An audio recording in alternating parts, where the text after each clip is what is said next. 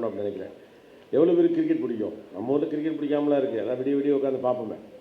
Okay, cricket ஒரு ஒரு authorised methodology அல்லது ஆர்கனைஸ்டு மெத்தடாலஜியாக 50 ஓவர்ஸ் கிரிக்கெட், 60 ஓவர்ஸ் கிரிக்கெட்னு வச்சாங்க. அதுக்கு முன்னாடி டெஸ்ட் மேட்ச் தான் நடந்துச்சு. அப்புறம் 60 ஓவர்ஸ் ஒன் டே மேட்சஸ்ன்னு வச்சாங்க. அதுக்கப்புறம் 50 ஓவர்ஸ் வந்துச்சு. அந்த ஃபார்மேட் ஆரம்பித்து கிட்டத்தட்ட 35 வருஷமோ 39 வருஷமோ வரைக்கும் யாருமே டபுள் செஞ்சுரி அடித்ததில்லை. இது ஒரு சுவாரஸ்யமான விஷயம். நம்ம நினச்சிட்டு இருப்போம் அப்புறம் எக்கச்சக்கமாக ரன்னெல்லாம் அடிச்சிருப்பாங்களே அப்படின்னு சொல்லி. 39 வருஷம் வரைக்கும் யாருமே டபுள் செஞ்சுரி அடித்ததில்லை. எப்படி அப்படின்னா, நல்லா விளையாடக்கூடிய பிளேயர்கள்லாம் இருந்திருக்காங்க. எப்படிலாம் நம்ம ஒவ்வொரு பெரிய பெரிய பிளேயரை பற்றிலாம் இப்போ நம்ம பேசுகிறோமோ அதை விட மிகச்சிறந்த ஆட்டக்காரர்கள்லாம் அதற்கு முன்னதாகவும் இருந்திருக்கிறார்கள். ஆனால் யாருமே டபுள் செஞ்சுரி வச்சதில்லை. செஞ்சுரி வச்சுருக்காங்க, 150 அடிச்சிருக்காங்க, நிறைய ரன்லாம் அடிச்சிருக்காங்க. ஆனால் கிட்டத்தட்ட 39 வருஷம் அந்த ஃபார்மேட் ஆரம்பித்து யாருமே அடிக்கிற. ஒரு நாள் ஒருத்தர் சின்ன வயசுலேயே கிரிக்கெட்டுக்குள்ளே வந்த ஒருத்தர் அடிக்கிறார், 200 ரன் அடிக்கிறார். அந்த மேட்ச் நான் பார்த்தேன். இங்கே இருக்க பல பேர் பார்த்துருப்பதற்கான வாய்ப்பு இருக்கிறது. வில் த மேஜிக் ஹேப்பன் அப்படின்னு அந்த கமெண்டேட்டர்லாம் சொல்லுவார். 200 ரன்னுங்கிற ஒரு மைல்கல்லை ஒருவர் எட்டுவாரா? ஏன்னா அப்போலாம் ஒன் டே மேட்ச்சில் 200 ரன் அடித்தாலே பெரிய மேட்ச்னு அர்த்தம். 250 அடிச்சுட்டா கட்டாயமாக ஆஸ்திரேலியா ஜெயிக்கும், நம்மளே விட்டு வீட்டுக்கு போயிட வேண்டியதான்.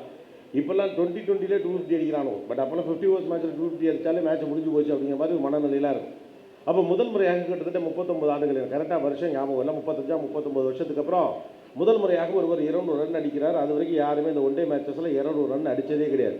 அது அடித்தது சச்சின் டெண்டுல்கர். அது வரைக்கும் அது யாரும் அடித்ததே இல்லை. சச்சின் டெண்டுல்கர் முதல் முறையாக 200 ரன்களை ஒரு மேட்ச்சில் அடித்து முடிக்கிறார். ஆனால் சுவாரஸ்யமான விஷயம் என்னென்னா, கிரிக்கெட் ஆரம்பித்து 39 ஆண்டுகளில் முதல் முறையாக சச்சின் டெண்டுல்கர் 200 ரன்கள் என்ற மைல்கல்லை எட்டுகிறார். அதுக்கு அடுத்த வருஷமே நம்மால் வீரேந்திர சேவாக் அடிச்சிட்டாப்புல. அப்புறம் ரோஹித் சர்மா அடிக்கிறாப்புல. இப்போ டபுள் செஞ்சுரி அடித்தவனுடைய எண்ணிக்கையே எக்கச்சக்கமாக இருக்குது. டபுள் செஞ்சுரி 2-3 தடவைலாம் அடிச்சுட்டாப்புல ரோஹித் சர்மா. ஏன் 39 ஆண்டுகளாக யாருமே அடிக்கலை? ஆனால் சச்சின் டெண்டுல்கர் அடித்த உடனே எல்லாரும் கடன் அடிச்சு விட்டாங்க அப்படின்னா, மனிதனால் அதுவரை 200 ரன்களை அடிக்க முடியும் என்று யாரும் நம்பவே இல்லை. ஒருவன் நம்பினான் தன்னால் அடிக்க முடியும், அவன் அடித்தான். அவன் கொடுத்த நம்பிக்கை மற்றவனை அடிக்க வச்சுச்சு, அவ்வளோதான். முடியாதுங்கிறது மேட்ரு இல்லை, நம்புகிறோமா இல்லையாங்கிறது தான் மேட்ரு. That's only thing. இந்த உலகத்தில் முடியுமா முடியாதாங்கிற சந்தேகங்கள் எழுப்பியவர்கள் கடைசி வரை வேடிக்கை பார்த்து கொண்டு வந்த மனிதர்களாகவே இருக்கிறார். யாரெல்லாம் அதை செய்ய முடியும்னு ட்ரை பண்ணி பார்த்தாலும் அவன் செஞ்சதுலேருந்து கிடைச்ச வைப் இருக்குல்ல, அது பல பேரை வெற்றிகரமான மனிதர்களாக மாற்றி இருக்கிறது. தமிழ்நாடு மாதிரியான ஒரு மாநிலத்தில் நிறைய வெற்றியாளர்கள் அப்படி தான் வந்திருக்காங்க. நான் எப்போதுமே தான் சொல்ல, ஒருத்தருடைய சக்ஸஸ் ஸ்டோரிங்கிறது அவருடைய சக்ஸஸ் ஸ்டோரி மட்டும் இல்லை. Your life is an inspiration to someone. யாரோ ஒருவருக்கான முன்மாதிரியாக உங்கள் வாழ்க்கை அமைகிறது என்ற யதார்த்தம் புரிகிற போது நம்முடைய திறனை வைத்துக்கொண்டு சும்மா இருந்து விடக்கூடாது என்ற புரிதல் நமக்கு வந்துடும். உங்கள் திறனுக்கு ஏற்ற வேகத்தில் நீங்கள் ஓடவில்லை என்றால் உங்களை இன்னொருத்தர் தாண்டி போகிற போது கோபம் வரும். அதனால நிறைய பேருக்கு நிறைய பேர் மேலே கோபம். நமக்கெல்லாம் அடுத்தவங்க மேலே கோபம் வந்து நம்ம நினைக்கிறோம்ல, அது அடுத்தவங்க மேலே இருக்கக்கூடிய கோபம் இல்லை, நம்ம மேலே நமக்கு இருக்கக்கூடிய கோபம். என்னால் இதை செய்திருக்க முடியும், I wanted to be in my better version. நான் இப்படியெல்லாம் இருக்க வேண்டும் என்று நினைக்கிறேன், அதற்கான தகுதி எனக்கு இருக்கிறது, இருந்த போதும் நான் அதை செய்யாமல் இருக்கிறேன் என்று என் மீது எனக்கு இருக்கக்கூடிய கோபம் தான் என்னுடைய கோபமாக அடுத்தவர்கள் மீது வருது. ஏன்னா எல்லாருக்கும் என்னுடைய பெட்டர் வெர்ஷனாக இருக்கும்னு ஆசை இருக்குல்ல. I can do this, I can do that, என்னால் அதை பண்ண முடியும், இருந்து நான் இதை செய்யாமல் இருக்கிறேனே அப்படின்னு சொல்லி. அதுக்கு நம்ம செய்ய முடியாமல் போகிறதுக்கு பல்வேறு காரணங்கள் எல்லாம் சொல்கிறோம். இல்லை, இவர் சொன்ன மாதிரி, செல்வகுமார் சொன்னது மாதிரி, நான் தமிழ் மீடியத்தில் படித்தேன், என் குடும்பத்தில் யாருமே இதுலேருந்து வரலை, அதுலேருந்து வரலை, இதுலேருந்து வரலை. யாருமே ஒன்றும் எடுத்துக்கொண்டே பிறந்ததுலேருந்தே எல்லாத்தையும் எடுத்துக்கிட்டு தான் வரலை. அவங்க போகிற பாதையில் கண்டுபிடிச்சி போனது மட்டும்தான். வில்லிங்னஸ், அவ்வளவுதான். உங்களால் இதை செய்ய முடியும் என்ற நம்பிக்கை எப்பொழுது வருகிறதோ அப்போ அதை நோக்கின பயணம் நமக்கு நடக்கும். அதை நோக்கி நம்ம ஒர்க் பண்ண ஆரம்பிச்சிடும். பட் என்னன்னா, மனுஷன் தோக்கிறதுக்காக எடுக்கிற முயற்சியில் பாதி எடுத்தாலே ஜெயிச்சு போடலாம். நம்ம தோக்கிறது தான் இவ்வளோ எஃபர்ட் எடுக்கிறோம். அதுதான் இருக்கிறதுலே பெரிய பிரச்சனை. நம்மகிட்ட என்னவெல்லாம் இருக்கிறதுனால நம்ம என்றைக்காவது கணக்கு போட்டுக்கோமா? என்னெல்லாம் இல்லைன்னு ஒரு கணக்கு போட்டு வச்சுருப்போம் இல்லையா? நாமளே சொல்லிடுவோம், நம்ம வீட்டில் எவனுமே படிக்கலன்னு சொன்னாலும் வீட்டில் படிக்க விட மாட்டாங்க. நாம் ஒன்று நினைக்கிறப்ப தான் திடீர்னு ஒன்று வரும். எல்லாம் படித்தாலும் என்னால் பரீட்சையில் மறந்து போகும். யார் சொன்னால்? நம்மளாவே கண்டுபிடிச்சோம். பரீட்சையில் எனக்கு எதுவுமே சரியாக நடக்காது. ஏற்ற விட்டு குமாருக்குலாம் நடக்கும், எனக்கு எதுவுமே நடக்காது. ஏற்ற விட்டு குமாரை தான் சொல்லிட்டு இருப்பான். ஏற்ற விட்டு சுரேஷுக்கு எல்லாம் நடக்கும், நமக்கு மட்டும் நடக்கவே நடக்காது. நான் ஒரு அதிர்ஷ்டக்கட்ட அப்படின்னு நம்மை பற்றி நான் வைத்திருக்கக்கூடிய மதிப்பீடுகள் நம்மை உள்ளே தள்ளிக்கிட்டே இருக்கு. முதல்ல உலகத்தை அகலமாக பாருங்கள். இதெல்லாம் ஏன் வருது அப்படின்னு கேட்டோம்னா, எனக்கு பிரச்சனை வரக்கூடாதுன்னு மனுஷன் நினைக்கலாம். மனுஷனுடைய பெரிய பிரச்சனையே பிரச்சனை வராத ஒரு வாழ்க்கை இருக்கணும் அப்படிங்கிறது மட்டும்தான். ஆனால் உண்மையிலேயே பிரச்சனை தான் வாழ்வினுடைய வெற்றியை நோக்கி உங்களை நகர்த்துகிறது. பிரச்சனை மட்டும் இந்த உலகத்தில் இல்லாமல் இருந்தால் இங்கே எதுவுமே கண்டுபிடிச்சிருக்கவே முடியாது. ஒருத்தர் இங்கிருந்து பேசுகிற போது கடைசியில் இருக்கிறதுக்கு காதில் விழுகலைங்கிற பிரச்சனை தான் மைக்கை கண்டுபிடிச்சிச்சு இல்லையா? முன்னாலாம் இந்த மாதிரிலாம் நாங்கள் கேமரா வச்சுருந்தோம். இப்போ பாருங்கள், அந்த எலியாத்து மாதிரி ஒரு கேமரா கிட்ட வருது போகுது, அதுலேயே ஃபேன்லாம் வச்சுருக்காங்க. இது எங்கேருந்து வந்திருக்கும்? இந்த வியூலாம் கிடைக்குதுடா, ஏரியல் வியூ கிடைக்க மாட்டேங்குது, எறா ஒன்று அப்படின்னு ஒன்று கண்டுபிடிச்சான். மனித வாழ்வுடைய பிரச்சனைகள் தான் மனிதர்களுக்கு தேவைப்படக்கூடிய மிகப்பெரிய கண்டுபிடிப்புகளையும் மிகச்சிறந்த விஷயங்களையும் ஆச்சரியங்களையும் இந்த உலகத்திலே உருவாக்கி இருக்கிறோம். மனிதனால் பறக்க முடியுமா அப்படிங்கிற கற்பனை தான் மனிதனை பறக்க வச்சிச்சு விமானமாக இல்லையா? அப்போ பிரச்சனையை என்ஜாய் பண்ணவும் அதை ஒரு சிக்கலாக பார்க்காம அதில் என்ன பண்ணலாம்னு யோசிக்கிற மைண்டு தான் சின்ன வயசில் கற்றுக்க வேண்டிய மிக முக்கியமான mind. Whatever the size of problem that you solve, that mice of size of life that you have. உங்கள் வாழ்க்கையில் எவ்வளோ பெரிய பிரச்சனைகளை நீங்கள் சரி செய்கிறீர்களோ அந்த அளவுக்கு வாழ்வை உங்களுக்கு பெரிதாக்குகிறது. உலகம் முழுக்க நடக்கக்கூடிய $1 பில்லியன் பிஸ்னஸ்லாம் என்ன பண்ணுது? ஒன்றுமே பண்ணலை, ஒரு பிரச்சனையை சால்வ் பண்ணுது, அவ்வளவுதான். யாரெல்லாம் பிரச்சனையை சால்வ் பண்ணுறாங்களோ அவங்க உலகத்தில் மிகப்பெரிய ஆட்களாக இருக்கிறாங்க. நம்மளாம் கணக்கு நோட்டில் உட்காந்து நம்ம தாத்தா காலத்தில் உட்காந்து ஒரு பெரிய பெரேடு போட்டு எழுதிட்டே இருப்பாங்க, கணக்கு நோட்டாக எழுதிட்டு இருப்பாங்க. 10 நோட்டு 20 நோட்டு ரூமே இருக்கும். ஒரு ரூமில் வந்து 10 வருஷ கணக்கு நோட்டுகள் எல்லாம் அடுக்கி வச்சுருப்பாங்க. அது சிம்பிளாக முடிச்சு விட்டு, இப்போ நீங்கள் இந்த டேலி கீலிலாம் படிக்கிறீங்கல்ல, அந்த மாதிரி ஒரே ஒரு அப்ளிகேஷன் ஒரு சுவிட்சை தான் கொண்டாந்து முடிஞ்சு $1 பில்லியன், அவ்வளோதான் முடிஞ்சு. பல ஆண்டுகளாக இருந்த பிரச்சனைக்கான ஒரு தீர்வை அவர்கள் கண்டுபிடித்தார்கள். இந்த உலகம் முழுக்க தீர்வை கண்டுபிடிப்பவர்கள் மிகச்சிறந்த வெற்றியாளர்களாக இருக்கிறார்கள். முதல்ல நீங்கள் வெளிப்புற சூழலுக்கான தீர்வை கண்டுபிடிக்கணும், உங்களுடைய உட்புற சூழலுக்கான தீர்வை கண்டுபிடிக்கணும், அதான் முக்கியம். அதில் உங்களுக்கு சந்தேகங்கள் இருக்கக்கூடாது. யாருக்கு தன் மீது சந்தேகம் இருக்கிறதோ அவர்களுக்கு தங்களுடைய வெற்றிகள் மீதும் சந்தேகம் இருக்கும். தன்னால் முடியுமா முடியாதா என்பது குறித்து ஒரு சந்தேகம் இருக்கும். மனுஷன் சந்தேகமே இல்லாமல் ஜெயிக்க முடியும் நம்பினவன் தான். நீங்களும் சரி, நானும் சரி, யாராக இருந்தாலும் சரி, சந்தேகமே இல்லாமல் என்னால் வெற்றி பெற முடியும் என்று நம்பியவர்கள் தான். காலம் வளர வளர நாம் சேர்த்து கொண்ட நெகட்டிவான சிந்தனைகள் நம்மை தோற்கடிக்கக்கூடிய மனிதராக மாற்றி வச்சிருக்கு. நீங்கள் பிறக்கையிலும் சரி, நான் பிறக்கையிலும் சரி, எப்போதுமே நம்ம அம்மாக்கெல்லாம் ஒன்று சொல்லுவாங்க, உன்னை பெத்தெடுக்க நான் கடுமையாக சிரமப்பட்டேன் அப்படிவாங்க. ஆனால் உண்மையில் என்னென்னு கேட்டால், பெத்தெடுக்க அவங்க மட்டும் சிரமப்படலை, அவங்களுக்காவது பக்கத்தில் டாக்டர் இருந்தார், வீட்டுக்காரர் இருந்தார், மருந்து மாத்திரை இருந்துச்சு. இப்போல்லாம் மருத்துவம் மிகப்பெரிய அளவுக்கு வளர்ந்துருக்குது. வலி இல்லாத பிரசவம் அப்படிங்கிறாங்க. இன்னும் சொல்ல போனோம்னா குழந்தை பிறப்பில் வந்து குழந்தை இறப்பதே ஆல்மோஸ்ட் இல்லைங்கிற லெவலுக்குலாம் மருத்துவத்தை கொண்டுகிட்டு போயிட்டாங்க. அந்தளவுக்கு டெக்னாலஜி வந்துருச்சு. அந்த கிரெடிட் எல்லாம் பெரும்பாலும் இப்போ சொல்கிறாங்க, ஒன்று பெற்றெடுக்க நான் தான் சிரமப்பட்டேங்கிறோம். என்னைக்காவது பிள்ளை என்ன சிரமப்படுதுன்னு யோசிச்சிருக்கீங்களா? ஆக்சுவலாக பிள்ளையின் சிரமம் பெரும் சிரமம். அதுக்கு அம்மா யாரும் தெரியாது, அப்பா யாரும் தெரியாது, பூமின்னு ஒன்று இருக்கதே தெரியாது.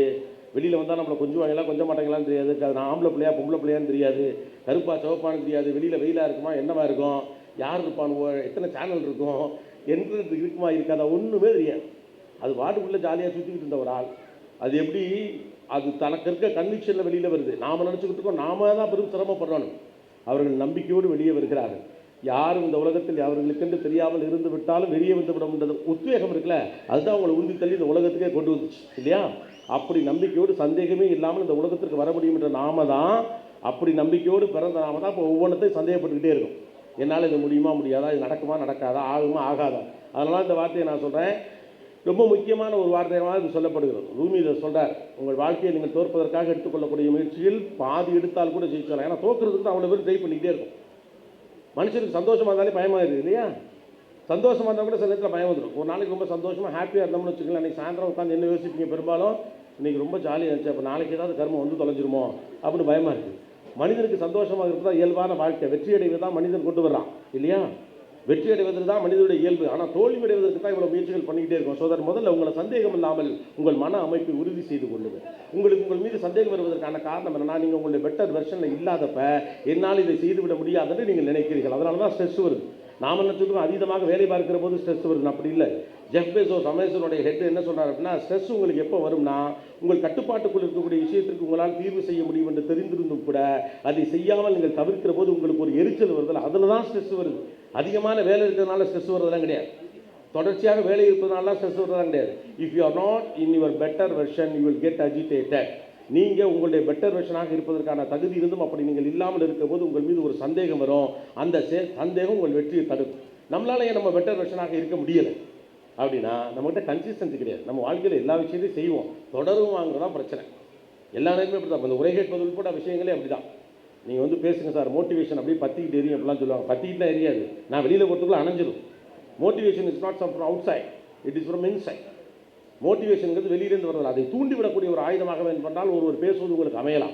ஆனால் அது உங்களுக்குள்ளே இருக்கணுங்கிற இன்னர் வெர்ஷனை நீங்கள் எப்போ வச்சுருக்கிறீங்களோ அப்போ தான் உங்களுக்குள்ளே எப்போதுமே ஒரு மோட்டிவேஷன் இருந்துகிட்டே இருக்கும். அது வெளியிலேருந்து வந்து ஒருத்தர் சொல்லிக்கிட்டே இருக்குங்கிற அவசியம்லாம் கிடையாது. எல்லா நேரத்திலும் ஒரு ஆள் பட்டுக்கிட்டே இருக்க முடியுமா என்ன? இவ்வளோ மோட்டிவேஷன் வீடியோலாம் பார்க்குறேன், எல்லோரும் மோட்டிவேட் ஆகிட்டோமா என்ன? உள்ளுக்குள்ளே மோட்டிவேஷன் இருந்துருக்கணும். உள்ளுக்குள்ளே ஒரு மோட்டிவேஷன் இருந்திருந்தால் தான் நம்மளால் வெளியிலேயே மோட்டிவேஷன் வரும். நான் ஒரு புத்தகத்தில் கூட எழுதியிருந்தேன், ஹரிச்சந்திர நாடகம் பார்த்து காந்தி பொய் சொல்லக்கூடாதுன்னு முடிவெடுத்தார் அப்படின்னு நம்மளாம் படிச்சிருப்போம் இல்லையா? ஹரிச்சந்திர நாடகம் பார்த்து காந்தி பொய் சொல்லக்கூடாதுன்னு முடிவெடுத்தார் அப்படின்னு படிச்சிருக்கோம். படித்தீங்களா இல்லையா? சரி, ஓகே, உங்கள் செலவு இல்லை உங்களுக்கு. நான் படித்தப்போ போட்டு வந்துருச்சு. அந்த நாடகத்தை காந்தி கூட சேர்ந்து ஒரு 100 பேராவது பார்த்துருப்பாங்களா இல்லையா? ஏன் மற்ற 99 பேர் முடிவெடுக்கல, காந்தி மட்டும் பொய் சொல்லக்கூடாதுங்கிற முடிவு எடுத்தார்? ஏன்னா காந்திக்கு பொய் சொல்லக்கூடாதுங்கிற எண்ணம் ஏற்கனவே இருந்துச்சு. பொய் சொல்லக்கூடாது என்ற எண்ணம் ஏற்கனவே இருக்கிற போது அந்த நாடகத்தை பார்க்கிறவர் உந்தி தள்ளப்படுகிறார், இனிமேல் பொய் சொல்லக்கூடாது முடிவெடுக்கிறார். அவ்வளவுதான். உங்களுக்குள்ள மேலே வரணுங்கிற எண்ணம் உங்களுக்குள் இல்லை என்றால் வெளியிலிருந்து அதை ஒருவரால் உந்தியெல்லாம் தள்ள முடியாது. அதுக்கு உங்களை பற்றின ஒரு செல்ஃப் ப்ரைடோ அல்லது நல்ல ஒரு சுய சிந்தனையோ இருக்கணும். உங்களை பெரிய ஆளும் போது நீங்கள் நம்ப பாருங்கள். நமக்கு மற்றவங்களை பார்த்து பிரமிக்கிறது ஆச்சரியம். உங்களை பார்த்து என்றைக்காவது நீங்கள் பிரமித்திருக்கிறீங்களா? Have you been a fan with you? உங்களுக்கு fan boy moment, fan girl மூமெண்ட்லாம் எவ்வளவோ இருக்குல்ல. உங்களை ஹீரோவாக தருவிச்சு என்னைக்காவது நீங்கள் சந்தோஷமாக பார்த்துருக்கீங்களா? ஆக்சுவலாக எனக்கு தெரிந்த மிகச்சிறந்த வெற்றியாளர்கள் தங்களை ரசிக்கிறவங்க, வெளியில் வேணால் சொல்ல மாட்டாங்க. எனக்கு கிடைத்திருக்கக்கூடிய வாய்ப்பில் திஸ் மை 25th இயர் இந்த மீடியா. எனக்கு கிடைச்ச ஆப்பர்ச்சுனிட்டி நான் நிறைய பேரை பேட்டி எடுப்பதற்கான சந்தர்ப்பங்கள் எனக்கு கிடைச்சிருக்கு. பல பேரை சந்திச்சிருக்கேன் உலகம் முழுக்க. அவங்க எல்லாத்தையும் நான் நுட்பமாக கவனித்த ஒரு விஷயம் என்ன, அவர்களுக்கு அவர்கள் மீது நல்ல ரெஸ்பெக்ட் இருக்குது, அவங்களுக்கு அவங்க மேலே நல்ல பிரியம் இருக்கிறது. அவர்களை ஒரு கட்டத்தில் என்டாஸ் பண்ணுறாங்க. ஒவ்வொருப்போ காய்ப்போ இல்லாமல் தங்களை செல்ஃப் எஸ்டீமோட அவங்க ரொம்ப கரெக்டாக செல்ஃப் ரிலேஷன்ஷிப் பண்ணுறாங்க. தப்பு பண்ணாலும் தப்புன்னு கண்டுபிடிச்சிக்கிறாங்க, சரி பண்ணாலும் சரி அப்படின்னு கண்டுபிடிச்சிக்கிறாங்க. நீங்கள் என்றைக்காவது உங்களை ஆழ்ந்து கவனித்திருக்கிறீர்களா? என்ன சொல்லட்டுமா, எந்த வேலையும் இல்லாமல் சிம்பிளாக தலை சீவக்கூடாது, பவுடரெல்லாம் அடிக்கக்கூடாது, சும்மா கண்ணாடி முன்னால் போய் 2 மினிட்ஸ் நீங்கள் நின்று உங்களே பார்த்துருவீங்களான்னு பாருங்கள். இன்றைக்கி போய் எல்லாம் செக் பண்ணிப்போம். பார்க்க மாட்டோம், டப்புன்னு உறுத்திடும். நிறையா ஞாபகம் வரும். நான் யார், ஐயோ எனக்கு என்ன பொசிஷன், இதெல்லாம் தோணும். உங்களை முதல்ல நீங்கள் ரசிக்க பழகுங்க. Then only will understand what kind of strength that you people have. உங்களிடம் இருக்கக்கூடிய தனித்துவமான திறன்கள் என்னவென்று முதலில் நீங்கள் அடையாளம் காணாமல் நீங்கள் அடுத்த கட்டத்தை நோக்கி நகரவே முடியாது. You can construct your future on your strength, not on your weakness. உங்களுடைய சக்தியின் மீதும் பலத்தின் மீது தான் ஒரு பெரிய கட்டமைப்பு எழுப்ப முடியும். எல்லார்கிட்டையும் ஒரு பலம் இருக்குது. அப்படி வேஸ்ட்டாக யாருமே இந்த உலகத்தில் கிடையாது. எல்லார்கிட்டையும் ஏதோ ஒன்று இருக்குது. முதல்ல நீங்கள் நீ யாருங்கிறத கண்டுபிடிங்க. That's a most important thing we need. ஒரு பக்கம் உங்களுக்கு கிடைக்க வேண்டிய எல்லா விஷயங்களும் கிடைக்கும். அப்படியான ஒரு காலகட்டத்துக்கு நம்ம வாழ்ந்துக்கிட்டு இருக்கிறதுக்கு நம்மளாம் ரொம்ப கொடுத்து வச்சுருக்கோன்னு நான் சொல்லுவேன். அப்படியான ஒரு காலகட்டம். நான்லாம் படிக்கிற காலத்தில் பள்ளிக்கூடத்தில் ஒரு பேச்சு போட்டிக்கு ப்ரிப்பேர் பண்ணோம்னாலே ஒரு வாரம் தூங்க முடியாது. லைப்ரரி கார்டு வாங்கணும், நம்ம கார்டு முடிஞ்சு தொலைஞ்சிருக்கோம், ஃப்ரெண்டுக்கிட்ட ஓசி வாங்கணும், அங்கே போய் ஒரு புக் எடுக்கணும், அதை ஒருத்தன் எடுத்துகிட்டு போய் தொலைஞ்சிருப்பான், அவன்கிட்ட போய் கெஞ்சணும், அந்த புக்கை வாங்கி பென்சிலில் கோடு கிழித்து அதை நோட்டிலே பிரதி எடுத்து அதற்கப்புறம் நெஞ்சில் குத்தி மனப்பாடம் செய்து அதற்கப்புறம் நண்பன் நமது ஒப்பித்து காட்டி எல்லாம் செஞ்சு பிடி பீரியடில் ப்ராக்டிஸ் பண்ண போனால் பிடி வாத்தியார் தூக்கி போட்டு மிதிப்பார், அதை தாங்கி ஒரு வாரம் கழித்து திருவள்ளுவர் மன்றத்தில் வந்து பேசுகிறதுக்குள்ளே திருவள்ளுவரே தம்பி போதுண்டா ரொம்ப கஷ்டப்படுறேன்னு சொல்கிற லெவலில் இருக்குது. ஆனால் இன்றைக்கெல்லாம் யோசிச்சு பாருங்கள், நான் இந்த நிகழ்ச்சியில் பேச போகிறேன்னு சொல்லி ஆர்டிஃபிஷியல் இன்டெலிஜென்ஸை கேட்டால் அதுவே கொட்டு இது வேணுங்கிறத எடுத்துகிட்டு போங்கிறேன். Information is available everywhere. இதில் இன்னொரு பக்கத்தை நீங்கள் பார்க்கணும். தான் நான் சொல்கிறேன், நம்ம எப்போதுமே நம்மளை பற்றி கவனிக்க ஆரம்பித்தா தான் நம்ம என்னென்ன விஷயங்கள் தெரியும் செய்யணும்னு உங்களுக்கு தோணும். இப்போ நீங்கள் புரிஞ்சுக்க வேண்டிய முக்கியமான 2வது விஷயம் என்னென்னா, முதல்ல உங்களுடைய மென்டல் ஃபிட்னஸ், உங்களை பற்றின சுய மதிப்பீடு, உங்களை பற்றின ரசனை உங்களுக்கு வேணும். 2வது மாறி இருக்கக்கூடிய காலச்சூழல் கேட்டபோது அடாப்டபிலிட்டி இஸ் மோர் இம்பார்ட்டன்ட். நம்ம அடாப்டபிலிட்டி ஏன் போகிறது என்னன்னா, அதுக்கு எனக்கு சம்மந்தமே இல்லை. எனக்கு இந்த உலகத்தில் நடக்கக்கூடிய எல்லா தொழில்நுட்ப மாற்றம் ஏதோ ஒரு வகையில் உங்களோடு நேரடியாகவோ மறைமுகமாகவோ சம்மந்தப்பட்டது, அவ்வளவுதான். அமெரிக்காவோட சிலிக்கன் வேலியில் புதுசாக ஒரு ப்ராடக்ட் கண்டுபிடிக்கிறான்னா சைதாப்பேட்டையில் உட்காந்துருக்க நமக்கு அதுக்கு சம்மந்தம் இல்லை நீங்கள் நினைக்கவே கூடாது. எல்லாவற்றுக்கும் எல்லாருக்கும் சம்மந்தம் இருந்து கொண்டே தான் இருக்கிறோம்.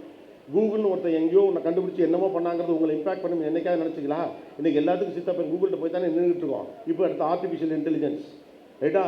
அப்போ ஆர்டிஃபிஷியல் இன்டெலிஜென்ஸ் மாதிரி ஒரு டெக்னாலஜி உள்ள வரப்போ அதை நம்ம எப்படி யூஸ் பண்ணணும். நம்ம தமிழ்நாடு மாதிரியான ஸ்டேட்டோட பிக்கஸ்ட் அட்வான்டேஜ் என்னன்னா, டெக்னாலஜி ஒன்று வந்துச்சுன்னா அதை டக்குன்னு அடாப்ட் பண்ணிக்கக்கூடிய ஒரு கேரக்டர் இங்கே இருக்குது. நாம் வேகமாக வளர்ந்ததுக்கான மிக முக்கியமான காரணங்களில் இந்திய அளவிலேயே இது ஒரு முக்கியமான technology adaptation. Adaptation is much important. Adaptation technology வரலாம், லைஃப்லேயும் அடாப்டேஷன் வரணும். உங்களுக்கு ஏற்றார் போன்ற சூழ்நிலைகளே காலம் முழுக்க உங்களோடு இருக்க வேண்டும் என்று நினைக்காது. நீங்கள் பார்க்கக்கூடிய உலகத்தில் உங்களுக்கு ஏற்றபடியான சூழ்நிலைகள் எப்போதும் அமையும் என்று நீங்கள் நினைக்கக்கூடாது. உங்களுக்கு ஏற்றபடியாக சூழ்நிலைகளை மாற்றிக்கொள்வது தான் புத்திசாலித்தனம். அதுக்கு அடாப்டபிலிட்டி வேணும். ஒரு மாற்றம் உங்களுக்கு எதிராக நடந்து கொண்டிருக்கிறது அல்லது நீங்கள் விரும்பத்தகாத மாற்றம் நடக்கிறது என்றால் உடனே நீங்கள் சோர்ந்து போய் உட்காருவீர்கள் என்றால் உங்களுக்கு தேவைப்படக்கூடிய விஷயத்தை கன்செக்ட் பண்ணக்கூடாது. உங்களுக்கு ஒன்றே ஒன்று மட்டும் நான் சொல்லுவேன், நிறைய பேர் 25 வயசுக்கு கீழே இருக்கிறதுனால லைஃப்பில் ரொம்ப முக்கியமான விஷயம் உங்களுக்கு பிடிச்ச மாதிரி ஒரு வாழ்க்கையை வாழ்கிறது தான். அதை விட அற்புதம் இந்த உலகத்தில் கிடையவே கிடையாது. உங்களுக்கு பிடிச்ச மாதிரி ஒரு லைஃப்பை நீங்கள் லீட் பண்ணணும். அதுக்கு நீங்கள் தான் உங்கள் உலகத்தை உருவாக்கிக்கணும். You have to construct your own world on your own terms.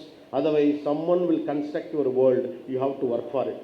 இல்லைனா யாராவது ஒருத்தர் உங்களுக்கு பிடிக்காத மாதிரி ஒரு உலகத்துக்குள்ளே இந்த வேலையை பாருன்னு சொல்லுவான். கடைசி வரைக்கும் அது நீங்கள் கட்டிக்கிட்டு அழுதுகிட்டே இருக்கணும். குடும்ப பாரம் சுமையாக இருக்கிறது, வேலை தொந்தரவாக இருக்கிறது அப்படின்னா சொல்கிறதுக்கான காரணம் என்னென்னா, உங்களுக்கு பிடிச்ச விஷயத்தை நீங்கள் செய்யலை. நேற்று காலையில் 9 மணிக்கு ஆரம்பித்து இன்றைக்கி காலையில் 4 மணிக்கு தான் நான் ஷூட்டிங் முடிச்சு. அதுக்கப்புறம் 2-3 மீட்டிங்லாம் முடிச்சுட்டு இந்த மீட்டிங் வந்து நான் பேசிக்கிட்டு இருக்கிறேன். ஏன்னா எனக்கு பிடிச்ச விஷயம் பேசுகிறது, எனக்கு பிடிச்சதை செய்கிறேன், நான் சந்தோஷமாக இருக்கேன். பிடிச்சதை செய்யும். ஆனால் பிடிச்சதை செய்கிறது அவ்வளோ ஈஸியான விஷயம் இல்லை. எவனா ஒருத்தர் கையில் கொண்டாந்து கொடுப்பாலாம் கனவெல்லாம் காணவே கூடாது. உங்களுக்கு தேவைப்படக்கூடிய வாழ்க்கையை நீங்களாக உருவாக்கி கொள்ளாத பட்சத்தில் உங்களுக்கு கொடுக்கப்படக்கூடிய வாழ்க்கைக்குள்ளே வாழ வேண்டியதான். வேண்டாம் வெறுப்பா பிள்ளையை பற்றி காண்டாமிருகன் பேர் வச்ச கதையா கடைசி வரைக்கும் புலம்பிக்கிட்டே ஒரு வாழ்க்கையை வாழலாம். But you can construct your future if you wish. ஐயோ என்னால் அப்படிலாம் முடியாது, ஒரு சிலருக்கு மட்டுமே சாத்தியம் என்று நினைத்து கொண்டுலாம் இருக்காதீங்க. ஒரு சிலருக்கு மட்டுமே என்ன சாத்தியமாக இருக்கிறதுனால அது என்னால் முடிவுவிட அவர்கள் நம்பி இருக்கிறார்கள், அவ்வளோ மட்டும்தான்.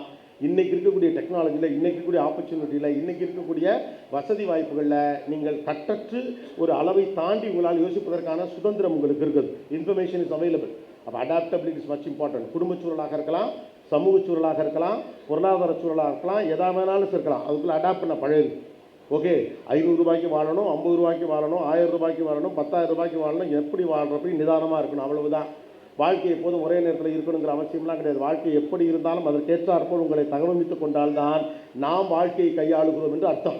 இல்லைன்னா வாழ்க்கை போகிற போக்குக்கெல்லாம் அது அடிக்கலாம் வாங்கிக்கிட்டே இருந்தீங்கன்னா வாழ்க்கை தான் உங்களோட விளையாடிக்கிட்டு இருக்கு அப்படின்னு அர்த்தம்.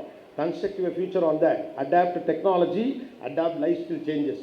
வாழ்க்கை நடக்கக்கூடிய மாற்றங்களில் எப்பொழுதுமே அடாப்ட் பண்ணுறதுக்கு தேவையான சூழ்நிலையோடு இருங்க. ஒரு நாளைக்கு ஷூட்டிங் நடக்கிறப்போ உங்கள் பக்கத்தில் அவ்வளோ சௌகரியமாக இதெல்லாம் இருக்கும், ஒரு நாள் ஒரு உண்மையே இருக்காது. நம்மளே எல்லா வேலையும் பார்த்துக்கிற மாதிரி இருக்கும். ஒரு நாள் வசந்த காலம் போல் இருக்கும், ஒரு நாள் சுமாரான நாள் போல் இருக்கும். எல்லா நாளும் நல்ல நாள் தான். நீங்கள் நினைக்கிற மாதிரி ஒரு நாள் இருக்கணுங்கிற அவசியம்லாம் கிடையாது. அந்த நாள் எப்படி இருந்தாலும் அதை எனக்கு தோதாக மாற்றிக் கொடுக்குற வித்தை உங்களுக்கு தெரிகிற வரைக்கும் எல்லா நாளும் நல்ல நாள் தான். இன்றைக்கி தான் நல்ல நாள், நாளைக்கு தான் நல்ல நாள்.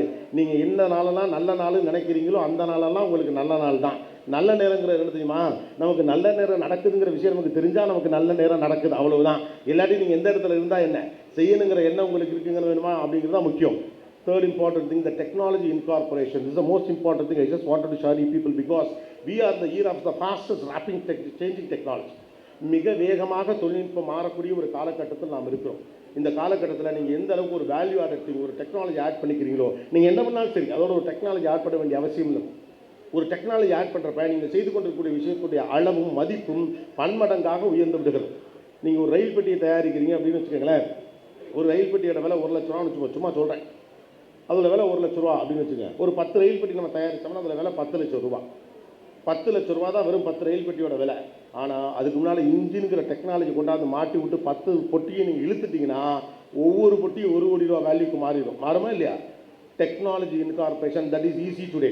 ஒரு காலத்தில் டெக்னாலஜி கற்றுக்கிறது கஷ்டம். இன்றைக்கி டெக்னாலஜி உங்களுக்கு தேவைப்படக்கூடிய டெக்னாலஜியை தரும். அதுக்கான கருவி உங்கள் கையில் இருக்குது.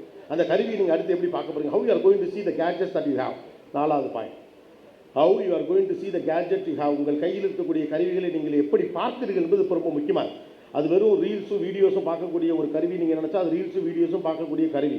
நீங்கள் கற்றுக்கொள்வதற்கு தோதாக பல்வேறு விஷயங்கள் அதற்குள்ளே இருக்குங்கிறது உங்களுக்கு தெரிஞ்சிருச்சுன்னா அது உங்களுக்கான எஜுகேஷன் போர்ட்டல்.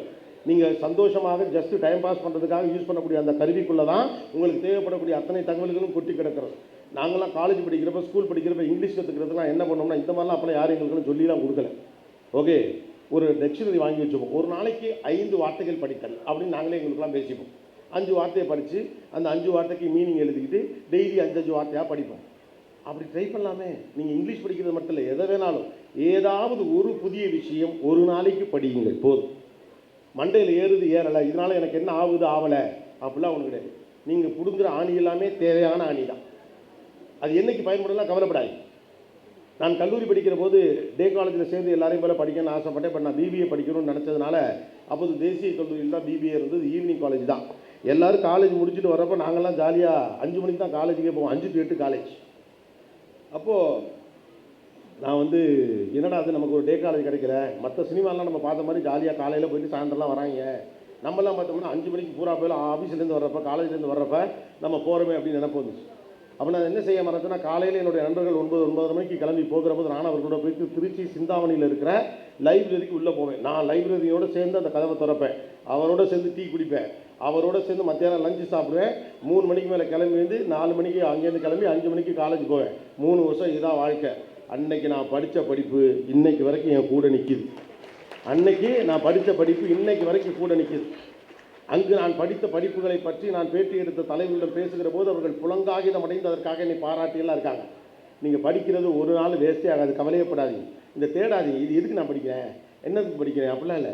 தேவையே இல்லாமல் எவ்வளவோ வீடியோ பார்க்குறோம் மொக்கையா இல்லையா, பார்த்துக்கிட்டு வயிறு ஐயோ அவன் கார் வாங்கிட்டான், இவன் வீடு வாங்கிட்டான், ஐயோ நான் வாங்கலையே, ஐயோ எப்படி இருக்கே அப்படி நினைக்கிறதுக்கு பதிலாக ஏதோ ஒன்றை படிங்க. உங்களுக்கு பிடிச்ச துறை சார்ந்த ஏதோ ஒன்று படிங்க. ஜஸ்ட் ஆஸ்க் நான் ஏஐ டூல் எல்லாம் உங்கள் ஃபோனில் இருக்குது. ஜெமினை இருக்குது, உள்ள அவ்வளோ இருக்குது, சாட் ஜிபிடி இருக்குது, கூகுள் இருக்குது, ஏதோ ஒன்று கேளுங்க. ஒரு நாள் ஒரு கேள்வி கேளுங்க, ஒரு கேள்விக்கு ஒரு பதில் தெரிந்து கொள்ளுங்க. அது அன்னைக்கு முழுக்க மைண்டில் ஆட்டோமேட்டிக்காக ப்ராசஸ் ஆகும். உங்கள் மூளை உங்களை பெட்டராக்க ட்ரை பண்ணிகிட்டே இருக்கும். உங்கள் மூளையோட ஸ்பெஷாலிட்டி அதுதான். அது உங்களை பெட்டராக்க ட்ரை பண்ணிகிட்டே இருக்கும். நீங்கள் அதை ஆழமாக அந்த மண்டையில் ஏற்றிட்டு விட்டிங்கன்னா டே முழுக்க அது ப்ராசஸ் பண்ணிக்கிட்டே இருக்கும்.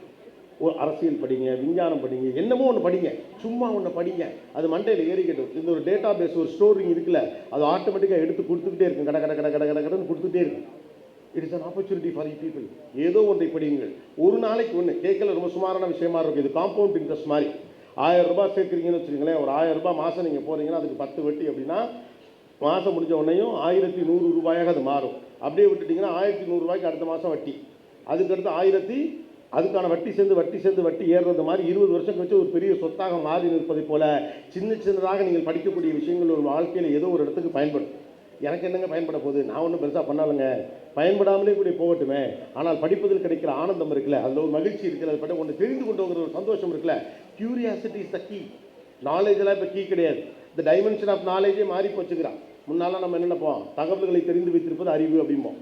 எனக்கு இதெல்லாம் தெரிஞ்சிருந்தா அறிவு, இந்த விஷயம்லாம் தெரிஞ்சிருந்தா அறிவு. இப்போ தெரிஞ்சிருக்கலாம் அறிவுலாம் கிடையாது. மாந்தோப்பு காலனி எங்கே இருக்குன்னு நான் சென்னையிலேருந்து தெரிஞ்சுக்கணுங்கிற அவசியம்லாம் இல்லை. கூகுள் டெரி மாந்தோப்பு காலனின்னு சொல்லிட்டு மண்டை தூங்கிட்டோம்னா அது கொண்டாந்து விட்டுருது. அடுத்தது ஆட்டோ பைலட் காசு வந்து அடாஸ் 5K வந்துட்டான். டெஸ்லாலாம் ஏறி உட்காந்துட்டு அப்போ வெளிநாட்டுக்கு போயிருந்தப்போ அந்த காரில் ஒரு தடவை போய் பார்க்கணும்னு சொல்லிட்டு வாடகை காராக ஓடுது. அது வெறும் நம்ம ஊர்லாம் பழைய படத்துலலாம் ஜெகன்மோகினி படத்தில் இந்த விட்டலாச்சாரிய படத்தில் வெறும் கார் மட்டும் ஒரு பேய் படத்தில் காட்டுவாங்க. அது மட்டும் தான் வருது. கார் மட்டும் வந்துச்சு, சீட்டில் யாருமே கிடையாது. வந்துச்சு, வண்டியில் ஏறா பண்ணுச்சு, வண்டியில் ஏறி உட்காந்தோடனே ஸ்டார்ட் ஆகணும்னா போயிடுச்சு. எனக்கா பக்குங்குது. ஆளே இல்லாத கார் ரோட்டில் ஓடுது. சுற்றி பூரா போயிலும் மனுஷ பையெல்லாம் வண்டி ஓட்டுறான். பொறுமையாக போகுது, நீட்டாக போகுது, ஈஸியாக ட்ராக் மாறுது, சிக்னலில் கரெக்டாக நிற்குது, கொண்டாந்து அனுப்பிட்டு தேங்க்யூ போயிட்டு வா அப்படிங்குது. மனிதர்கள் இல்லாத கார்கள் வந்துருச்சு. Technology is moving forward. அடுத்து அடுத்து அடுத்து அவ்வளவு கியூரியாசிட்டி இருக்குது. அப்போ information is not knowledge today, interpretation is knowledge. நிறைய தகவல்களை தெரிந்து வைத்திருப்பது இப்போது அறிவில்லை. அதன் வழியாக நீங்கள் என்ன புரிந்திருக்கிறீர்கள் என்பது அறிவு. அது வழியாக நீங்கள் என்ன கருத்தை முன்வைக்கிறீர்கள் என்பது அறிவு. அந்த அறிவை நீங்கள் எப்படி எக்ஸிக்யூட் பண்ணுறீங்கிறது அறிவு. Information is not at all knowledge. அது நீங்கள் தெளிவாக புரிஞ்சுக்கணும்.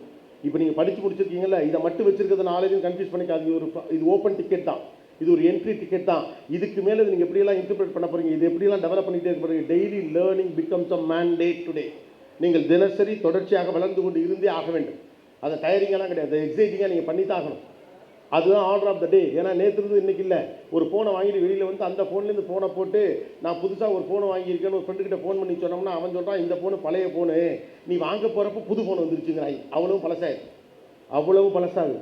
அப்போ மாறிக்கொண்டே இருக்கக்கூடிய காலகட்டத்திற்கு அடாப்ட் பண்ணி அடுத்தடுத்த டெக்னாலஜி படிச்சுட்டு பிடிச்சிட்டு போயிட்டே இருங்க. ரொம்ப சந்தோஷமாக இருக்குது. ஆக்சுவலாக நீங்கள் இந்த உலகத்தின் மீது இருக்கக்கூடிய நடவடிக்கைகளை கவனித்து க்யூரியஸாக பார்த்தீங்கன்னாவே பல்வேறு விஷயங்களை தெரிந்து கொள்வதற்கான சந்தர்ப்பங்கள் இருக்குது. ஸோ ஏதாவது ஒன்று டெய்லி படிக்க ட்ரை பண்ணுங்கள், அதை லைஃப்பில் இம்ப்ளிமெண்ட் பண்ண ட்ரை பண்ணுங்கள். இது கஷ்டம்லாம் ஒன்றும் கிடையாது, இட் இஸ் பாசிபிள். ஏன் அப்படி நான் சொல்கிறேன்னா, பெரும்பாலும் உள்மனதுக்குள்ளே செல்லக்கூடிய தேவைகள் நம்ம நகர்த்திக்கிட்டே இருக்கும். ஓகே, வாழ்க்கையில் நீங்கள் இந்த இடத்துக்கு வரதுக்குன்னா இப்படி இருக்கணும், அந்த இடத்துக்குன்னா அப்படி இருக்கணும், அதெல்லாம் நான் நம்பலை. I come from a small town. நான் முதல் முறையாக சென்னைக்கு வந்தபோது நான் இந்த கதையை நிறைய இடத்துல சொல்லியிருக்கேன். ஏன்னா அது என் வாழ்க்கை சம்மந்தப்பட்டதுனால அதை சொல்கிறதுக்கான காப்பிரைட் எங்கிட்ட இருக்குது, அதனால் நான் சொல்கிறேன். விழுப்புரம் வர வரைக்கும் அறந்தாங்கிலேருந்து எல்லாரும் சாஞ்சு படுத்து தூக்கிட்டு வந்தாங்க. எனக்கு கேட்க கூச்சம், இவங்கெல்லாம் என்ன சாஞ்சு கிடக்குறாங்க, நம்ம சேர் மட்டும் நேராக இப்படி இருக்கே அப்படின்னு சொல்லிட்டு சரி இப்படி திரும்பி பார்த்துட்டு கடைசியில் வேறு வழி இல்லாமல் முழிச்சுக்கிட்டே உட்காந்து வந்தேன். விழுப்புரத்தில் விக்கிரவாண்டிங்கிற ஒரு இடத்துலலாம் அப்போலாம் பஸ்ஸெல்லாம் நிறுத்துவாங்க. அந்த ஒரே ஒரு இடம் தான் இருக்கும், அங்கே நிறுத்துவாங்க. அங்கே காஃபி டீலாம் சாப்பிட்லாம், புரோட்டாலாம் சாப்பிட்லாம். அங்கே வந்த பிறகு தெரிஞ்சு சைடில் இருக்க ஒரு கம்பியை பிடிச்சி இழுத்தாங்க. அப்போ தான் அந்த சீட்டு சாயிறது மேலே வந்துச்சு. ஓ, சைடில் இருக்க லீவரை இழுத்தா பின்னாலையும் முன்னாலையும் போகலாம் போட்டுக்குன்னு பூரா பேரும் நிமிர்ந்த பிறகு நான் சாஞ்சிக்கிட்டு படுத்தேன். நான் அப்படி தான் சென்னைக்கு வந்தேன். ஆனால் 2004 அமெரிக்க அரசாங்கத்துடைய விருந்தினராக ஃப்ளைட்டில் அந்த லீவரை தேடிட்டு நான் போனேன். எனக்கு அது நடக்கும்னா உங்களுக்கும் நடக்கும், அவ்வளோதான். It happens. Manifestations matters. ஆசை தான், செஞ்சுருவோன்னு ஒரு ஆசை தான், பண்ணி பார்ப்போம், ட்ரை பண்ணுறது தான். ஆசையப்பட்டுக்கிட்டு காலைல ஒரு டீயை குடிச்சிட்டு போண்டா தின்னுட்டு குப்புறப்படுத்தாலும் நடக்காது. You have to work for it, just try it out. ஆனால் உங்கள் மனசு அது தள்ளும். ஒரு விஷயத்துக்கு முதல்ல ஆசைப்பட பழகுங்க, தப்பு ஒன்றும் கிடையாது. ஆசைப்படுறதுலாம் ஒன்றும் தப்பு கிடையாது, பேராசை தானே தப்பு. எனக்கு தகுதிக்குரிய விஷயத்துக்கு நான் ஆசைப்படுறது என்ன தப்பு இருக்கு? முதல்ல ஆசைப்படுறப்ப ஒரு சின்ன விருப்பம் வர ஆரம்பிச்சிடும். அப்புறம் லேசாக நம்மளை திட்டுவோம், என்னடா செய்யாமல் இருக்கிறோமே, செய்ய ட்ரை பண்ணுவோமே. ட்ரை பண்ணுங்கள், வாக் ஆன் இட். உங்களுக்கு பிடிக்க ஆரம்பிச்சு சூப்பரா அப்படின்னு 1000 பேர் உங்களை பாராட்டினாலும் சும்மா சொல்கிறேன், எப்போ இதெல்லாம் டிவியில் எங்கேயும் போடாதீங்க. நம்மளை 1000 பேர் பாராட்டினாலும் இப்போ நீ வேணா எடுத்துங்களேன், நிறைய பேர் நல்லா இருக்கு நல்லா இல்லைலாம் சொல்லுவாங்க. ஆனால் சில நேரம் நம்ம உட்காந்து பார்க்குறப்ப, தம்பி என்னமோ போடா அருமையாக பேசுகிறடா அப்போ நமக்கே தோணும். அன்றைக்கெல்லாம் அவ்வளோ சந்தோஷமாக இருக்கும். It's happy thing. உங்களை கொண்டாடுவதில் இருக்கக்கூடிய மகிழ்ச்சியை நீங்கள் அனுபவிக்காத வரை உயரத்திற்கு போக வேண்டும் என்ற எண்ணம் உங்களுக்கு வரவே வராது. உலகம் உங்களை கொண்டாடுவதெல்லாம் அப்புறம் இருக்கட்டும், நீங்கள் முதலில் உங்களை கொண்டாடுங்கள். If you want to celebrate the world, இந்த உலகத்தை நீங்கள் கொண்டாடணும்னு நினச்சாலோ, உலகம் உங்களை கொண்டாடணும்னு நினச்சாலோ, முதல்ல நீங்கள் உங்களை கொண்டாடணும். உங்கள் மீது பிரியமும் பற்றும் பாசமும் இருக்கணும். உங்கள் மீது எம்பத்தி உங்களுக்கு இருக்கணும். உங்களை பாராட்ட தெரியணும், உங்களை மன்னிக்க தெரியணும். உங்கள் மீது உங்களுக்கு எப்போது செல்ஃப் அப்சஷனாக இருங்கன்னு சொல்லவில்லை. நான் தான் பிரியாத மண்டக்கணத்தோடு சுற்றுக்குன்னு சொல்ல. உங்களை பற்றின குறைவான மதிப்பீடுகள் உங்களுக்கு இருக்க வேண்டும் என்ற எந்த அவசியமும் கிடையாது. முதல்ல go and check what are the advantages you have. ஏன்னா நம்ம எல்லாட்டையும் என்னெல்லாம் இல்லைன்னு ஒரு அட்டவணை இருக்குது, வச்சுருக்கோமா இல்லையா? இது இல்லை, இது இல்லை, இது இல்லை, இது இல்லை, இது இல்லை, எது இருக்குன்னு நீங்கள் வச்சுருக்கீங்களா? என்னைக்காவது அது எவத்தான் என்னைக்காவது உங்களோட அட்வான்டேஜ் என்ன நீங்கள் செக் பண்ணியிருக்கீங்களா? யாராவது ஒருத்தர் சொன்னால் இருக்கும், ரெண்டாவது சொல்லவும் மாட்டாங்க நம்ம ஊரில். அப்போ நீங்கள் தான் உங்களோட அட்வான்டேஜ் என்னன்னு செக் பண்ணணும். In what way that I'm கேப்பபிள்னு பார்க்கணும். ஃபஸ்ட்டு இருந்துருவோமா? பாயிண்ட் நம்பர் 1, இந்த உலகத்தில் முடியாதுங்கிற ஒரு விஷயம் கிடையாது. முடியும் ஒருத்த நம்பிக்கையோடு என்று செய்ய முயற்சிப்பது தான் வெற்றியுடைய முதல் படியாக இருக்கிறது. நம்பிக்கை தான் முக்கியமே ஒழிய நடக்குமா நடக்காதுங்கிற சந்தேகம் முக்கியம் அல்ல. இரண்டாவது, ஒரு குழந்தையைப் போல இருங்கள். நீங்கள் இந்த உலகத்திற்கு வந்தபோது சந்தேகமே இல்லாமல் இந்த உலகத்திற்குள் வர முடியும் என்று எப்படி நம்பினீர்களோ அப்படி உங்கள் வாழ்க்கையில் உங்கள் கெரியரில் நீங்கள் அடுத்த கட்டத்துக்கு உங்களால் போக முடியும் நீங்கள் நம்புங்க. மூன்றாவது, information is not knowledge, interpretation is knowledge. தகவல்களை தெரிந்து வைத்திருப்பது அறிவல்ல, தகவல்களை வைத்துக்கொண்டு நீங்கள் என்ன செய்கிறீர்கள் என்பதுதான் அறிவு. நான்காவது, வாழ்க்கையிலும் சரி தொழில்நுட்பத்திலும் சரி adaptation is much more important. இந்த உலகத்துடைய சூழல்கள், வாழ்க்கை சூழல்கள் எதுவும் எப்போதும் உங்களுக்கு சாதகமாக இருந்துவிடும் என்று எதிர்பார்க்காதீர்கள். உங்களுக்கு தேவைப்படக்கூடிய உலகத்தை சிருஷ்டித்துக் கொள்ள முயற்சியுங்கள். ஐந்தாவது, உங்களிடம் இருக்கக்கூடிய தகுதி என்ன என்று உங்களுக்கு புரிகிற போது நீங்கள் எப்படிப்பட்ட மனிதர் என்பது உங்களுக்கு புரியும். வாழ்க்கையில் தோற்பதற்காக எடுக்கக்கூடிய முயற்சியில் பாதி எடுத்தால் கூட ஜெயித்து விட முடியும். Love your self, endorse your self. ஆறாவது முக்கியமான விஷயம், நீங்கள் உங்கள் கையில் வைத்திருக்கக்கூடிய கருவி மீது என்ன மதிப்பீடு வைத்திருக்கீர்கள் என்று புரிந்து கொள்ளுங்கள். அதன் வழியாக என்னவெல்லாம் கற்றுக்கொள்ள முடியும் என்று உங்களுக்கு தெரியும். ஏழாவது முக்கியமான விஷயம், we are the fastest rapid changing society. மிக வேகமாக மாறிக்கொண்டிருக்கக்கூடிய ஒரு தொழில்நுட்ப காலத்துக்குள் இருக்கிறோம். தொழில்நுட்பத்தை அடாப்ட் பண்ணுறதுக்கு தயக்கம் காட்டாதீர்கள். எட்டாவது முக்கியமான விஷயம், நீங்கள் உங்களை நேசிக்கலைனா, உங்களை நீங்கள் கொண்டாடலைனா இந்த உலகம் உங்களை கொண்டாடுவதற்கு நிச்சயம் அதை எதிர்பார்க்காதீங்க. ஏன்னா நீங்களே உங்களை கொண்டாட தயார் இல்லை. ஒன்பதாவது, உங்களிடம் என்னவெல்லாம் இல்லை என்று உங்களிடம் எப்படி ஒரு பட்டியல் இருக்கிறதோ, உங்களிடம் என்னவெல்லாம் இருக்கிறது என்ற பட்டியலை தேடி கண்டுபிடியுங்கள். அதன் வழியாக அடுத்த கட்டத்தை நோக்கி நீங்கள் நகர முடியும். பத்தாவது, உங்கள் இருப்பு என்ன என்பது இங்கே முக்கியம் இல்லை, உங்களால் என்ன செய்ய முடியும் என்பதுதான் முக்கியம். Where you are doesn't matter, what you can do matters. உங்களால் என்ன செய்ய முடியுங்கிறதா இங்கே முக்கியம். சந்திரகாற்று நம் ஜன்னலில் வீசட்டும், சரித்திரம் நாளை நம் சாதனை பேசட்டும். நன்றி, வணக்கம். தேங்க்யூ.